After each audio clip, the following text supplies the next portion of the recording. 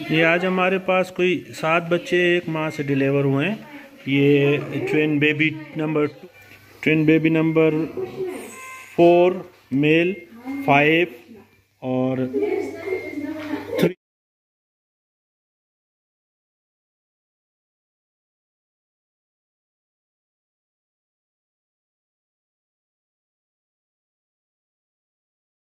So today we had a case.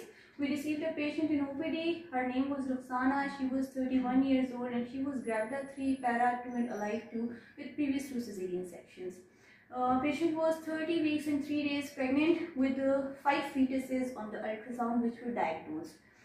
Patient has a raised blood pressure of 140 by 100 and she had edema and all the other findings that lead us to the diagnosis of preeclampsia. Along with that, patient had previous 2 cesarean sections, so she was tender also due to extra enlarged abdomen and uterus, and she was in very much pain. Her labs were done and her blood group turned out to be O positive, and she was anemic also with an HP of 9. So we immediately decided to admit the patient, and then we discussed it with our seniors, Dr. Rubina Bashir and Dr. Nadia Jawad, and under their blessings and their supervision, we decided to do the surgery of this.